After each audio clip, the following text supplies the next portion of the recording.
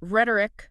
Okay, when you hear that word, maybe you think, politics. Maybe something a bit shady. Yeah, like someone's trying to spin something, Yeah. right? It often gets a bad rap. Exactly. But what if it's actually, more fundamental? Just That, a basic tool we all use, maybe without even realizing it. that's a great way to put it because really, at its core, rhetoric is just about using language well, persuasively, effectively. How we build our arguments, try to convince someone, or even just explain something clearly. Precisely. And that's what we're diving into today. Think of this as your shortcut to getting rhetoric. We've pulled together a bunch of sources for you, stuff from, well, ancient Greek ideas discussed on Reddit, all the way to university sites like UCF, Purdue, Louisville. Norfolk State, BYU, even Grammarly and Reddit discussions on college essays. It's quite a mix. Right. And the plan is to boil it down and give you the essentials, show you how this stuff actually works day to day. And it's kind of cool how you see the same core ideas pop up again and again across all these different places and times. So, quick question for you listening. Ever stop and think how much of your day is spent trying to persuade somebody? Or, being on the receiving end of persuasion. Yeah. It's huge, isn't it? It really is. From tiny requests to big decisions, these principles are always working under the surface. Okay, so let's start way back. Ancient Greece. Our sources say this is where rhetoric really gets formalized. Why there? Why then? Well, UCF News draws this really clear line between rhetoric is starting to boom and democracy emerging in Athens, like 5th century BC. Ah, okay. Yeah, so if citizens suddenly have a real say in things and politics, Hmm. well, being able to speak convincingly becomes super important. Makes sense. Your voice actually matters in a new way. Exactly. It wasn't just talking, it was shaping policy. So rhetoric became like central to politics and education. And this is the world Aristotle steps into. His big work, Rhetoric, comes out of this context. We saw notes on that from Reddit. Exactly. And he wasn't working in a vacuum. You had thinkers, the sophists, who, according to the Reddit notes, kind of saw politics as just rhetoric, a power game. Like, truth doesn't matter, just winning the argument. Thrasymachus and Plato's Republic, that sort of thing. Yeah, that's the vibe. Justice is just what helps the powerful. But then you had Socrates and Plato. Right. They pushed back hard on that. Totally. They believed in, actual truth, beauty, justice, objective things. And language, for them, was a tool to find that truth. Socrates even developed dialectic. That back and forth questioning method. Yeah, to get closer to the truth through reason. Plato's dialogue Gorgias shows Socrates criticizing rhetoric used just for flattery, but interestingly, he admits it could be used for good. Like convincing a patient to take their medicine, maybe? Exactly, something necessary. Okay, this is fascinating. So the sophists are like, it's all persuasion. Plato and Socrates are like, no, it's about truth. Where does Aristotle land? Well, Aristotle, as the Reddit notes suggest, kind of navigates between them. Yeah. He sees politics as the big picture, the master art, you could say, Okay. and rhetoric. That's a tool within politics, an Right. important one, an art form, but still a tool. He shifts the focus a bit from pure truth-seeking, like dialectic, to the practical reality of persuading people in civic life. He adapted that famous line from Protagoras, man is the measure of all things, to something like, man believes he is the measure of all things. Oh, interesting distinction. Yeah, it means to persuade someone, you got to understand where they're already coming from, what they already believe. Connect with that. So less about absolute capital T truth and more about what does this audience believe right now and how can I speak to that? You got it. And that's super relevant for you listening, wanting that quick, deep understanding. Yep. These old debates have real implications for how we talk and listen today. Okay, moving on. A really key idea that comes up a lot is the rhetorical situation. What's that all about? Right, the rhetorical situation. UCF News, University of Louisville, they both explain this. It's basically everything surrounding the communication. Like the context. Exactly. Yeah. But specific things like who's the audience? What's your purpose? What do you want to happen? What's the genre?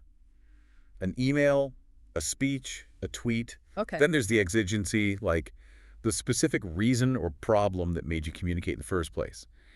And yeah, the broader context, time, place, culture, all that stuff. Got it. And I've seen the word kairos linked to this. What does kairos add? Kairos. It's Greek. It means like the opportune moment, the perfect time. So timing is everything. Kind of, yeah. It's about saying the right thing, sure, but also at the right time in the right way, considering that whole situation we just talked about. Yeah. UCF and Louisville really stress this. So you can spot the right moment or maybe even create it. Exactly. You can set the stage with how you frame things. Can you give us an everyday example? How does knowing the situation in kairos actually help? For sure. Think about explaining something complex at work, how you Okay. talk to your boss. Who needs the bottom line, probably? Right. Versus explaining it to a new team member who needs the step-by-step details. Same topic, totally different approach because the audience and purpose changed. That's the situation. Okay, that makes sense. Or, like Louisville points out, think about writing a complaint email. The tone you use there is probably going to be different from asking a coworker for a favor, right? Even if you want something specific in both cases. Yeah, definitely. Different levels of formality, different feelings involved. That's kairos, adapting to the moment, the specific needs of that interaction. Okay, so understanding the situation helps you focus your message, cut through the clutter. That fits with wanting to avoid overload and get straight to what matters. Precisely. Now, building on this, we get to Aristotle's big three, the rhetorical appeals. These are fundamental. Right, logos, ethos, and pathos. Let's break those down. What's logos? Logos. Yeah. All our sources, UCF, Louisville, NSU, Grammarly, point to this as the appeal to logic. Facts, data, reason. Exactly. Using evidence, statistics, clear arguments. Yeah. You're appealing to the audience's intellect, their sense of what makes rational sense. It's the show me the proof part. Got it. Logos, logic. What about ethos? Ethos is all about credibility. Trustworthiness. Speaker's character. Yeah. Are you believable? Do you seem knowledgeable, honest, fair? You establish ethos by showing your expertise, maybe your good intentions, making the audience trust you. Okay, so ethos is about building trust in the messenger. And the last one, pathos. Pathos is the appeal to emotion. Ah, the feelings. Right. Connecting with the audience's values, their beliefs, making them feel something. You might use storytelling, vivid language, tap into empathy, maybe anger, joy, fear. So logos is the argument's brain, ethos is its character, and pathos is its heart. Kind of? That's a really good way to think about it. And importantly, as UCF and Louisville note, they often work together. Not usually just one. Rarely just one in effective communication. A good speaker weaves them together, maybe uses logic, backs it up with their credibility, and tells a story that hits emotionally. Or sometimes you might lean more heavily on one depending on the situation. Absolutely. It depends on that rhetorical situation we talked about, the audience, the purpose. UCF mentioned Obama's red and blue speech. That used all three really well, apparently. That's a classic example, yeah. Skillful integration. But the key takeaway for you listening is that knowing these appeals helps you analyze messages. Ah, so you can see what someone's doing when they try to persuade you. Exactly. Are they hitting you with facts?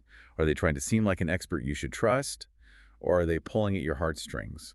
Recognizing that makes you a much savvier listener or reader. Okay, let's make this even more concrete. Where else does rhetoric show up, like in just regular life, not huge speeches? Oh, everywhere. UCF News gives some great examples. Think about politics, but local stuff too. Yeah. Speaking at a town council meeting. Yeah, trying to convince them about a zoning issue or something. Right. Or writing to your representative. That's rhetoric. Crafting your message for that specific audience and purpose. What about work stuff? Job interviews. Big time. UCF mentions this too.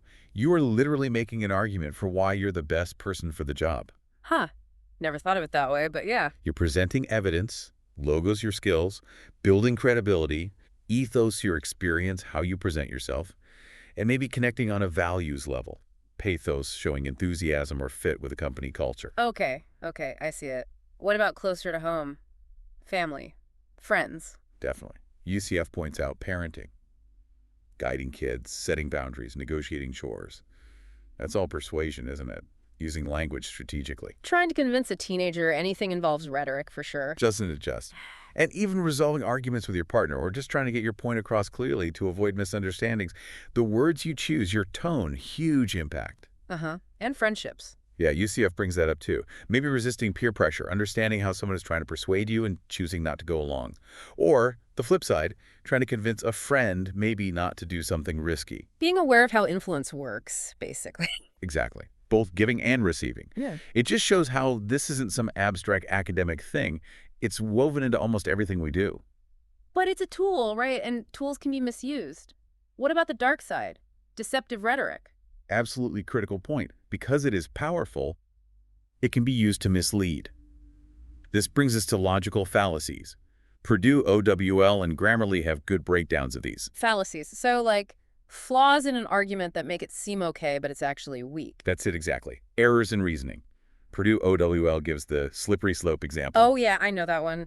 If we allow A, then B, C, and horrible D will inevitably happen. Right, without any real proof that chain reaction will actually occur, like saying banning one type of car will lead to banning all cars. Okay, what are some others we should look out for? Hasty generalization is super common. Jumping to a big conclusion based on like one or two examples. Judging a whole class after the first lecture. Perfect example. Then there's post hoc ergo propter hoc. Anti-name. Means after this, therefore because of this.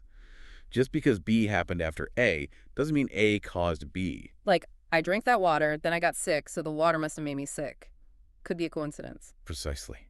Or ad hominem, attacking the person making the argument instead of the argument itself. You can't trust their climate science. Look at their haircut. Exactly. Totally irrelevant, but can be weirdly effective at derailing things. Okay, any others we really need to know? Two more good ones. Straw man. That's where you misrepresent your opponent's argument, make it seem weaker or sillier than it is, and then attack that distorted version. Easier to knock down something you built yourself.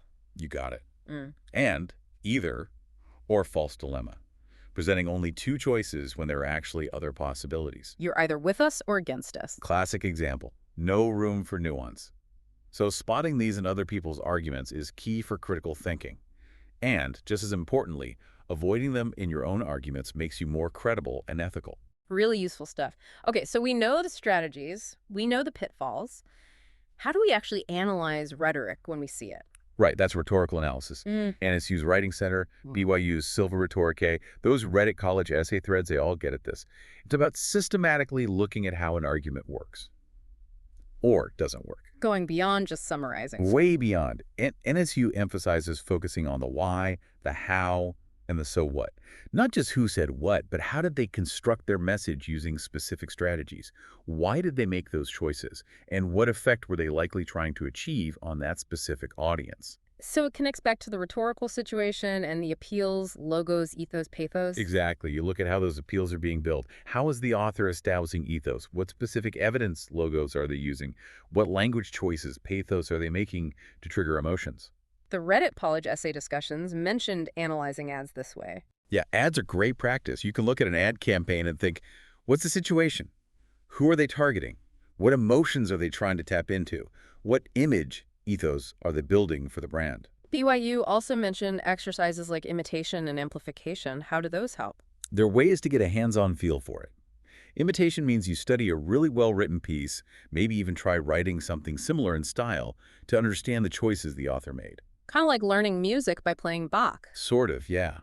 And amplification is about taking an idea and exploring it using different rhetorical techniques, seeing how you can expand on it effectively. It's about practice and developing your own sensitivity to how language works. It really feels like this whole process, understanding the appeals, the situation, the fallacies, how to analyze, makes you a much more empowered communicator and listener. That's the goal. You become more conscious, more critical, better able to navigate all the messages flying around. Okay, let's try and wrap this up. We've covered a lot of ground. Rhetoric isn't just dusty old political speeches. Nope, it's this dynamic, powerful tool we use constantly. Understanding the situation, the audience, your purpose. Knowing the appeals.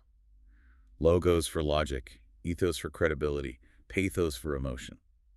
And being aware of those logical fallacies, those traps in reasoning. It all helps you communicate better and also understand when someone's trying to persuade you. We've seen how language really does shape what we believe and how we act. Hopefully this dive gives you a solid handle on that. Yeah, a foundation for thinking about communication more strategically.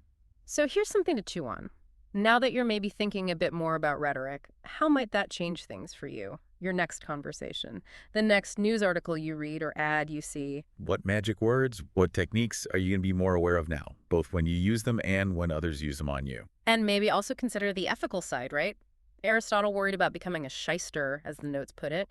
Using this power responsibly matters. Absolutely. It's a tool, Yeah. and how you wield it is important. And hey, if this got you curious, you could always dig into specific rhetorical devices. Grammarly mentioned things like metaphor, anaphora, analogy. There's always more to learn to fine-tune your understanding.